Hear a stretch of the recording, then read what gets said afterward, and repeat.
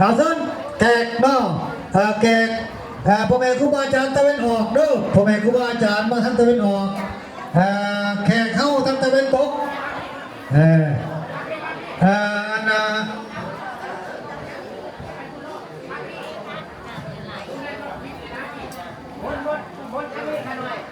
ภายครูบาอาจารย์ทางตะเวนออกเด้อ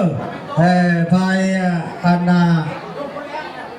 ออกต้นยานโยมเฮาถึงทางตะวันตกเพิ่นว่าทางในบ้านสุนทรเพิ่นมาบอกเนาะ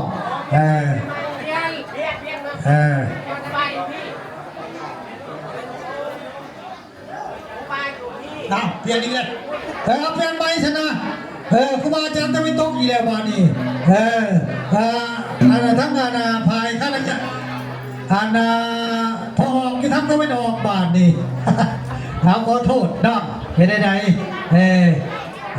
ขอโทษน้ำพ่อแม่ครูบาอาจารย์เด้อผู้ข้าเขาเอาตามมันนั่น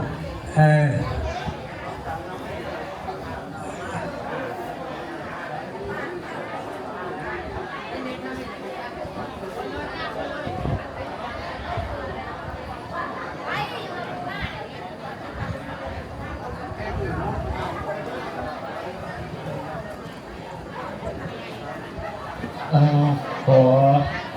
ชี้แจงเพื่อความสะดวกเพื่อความบ่สับสนเด้อเพราะว่าเนื่องจากว่า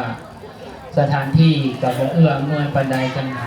ก่อนอื่นก็ขอโอกาสขออนุญาตขอโปรดขออภัยพ่อแม่ครูบาอาจารย์และขออภัยมาทางเจ้าหน้าที่บ้านเมืองนั้นทางพระประเดชพระคุณหลวงตาเมื่อวันนั่งอยู่ทางขวาไปนั่งอยู่พุ่นเด้อกันหน่อยม่วนพุ่นทางพุ่นเพราะว่าทางบ้านเมืองเขามานั่งอยู่ทางนี้ก็ได้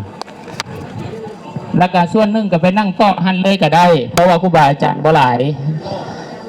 ส่วนหนึ่งเจ้าหน้าที่ทางเมืองเขาก็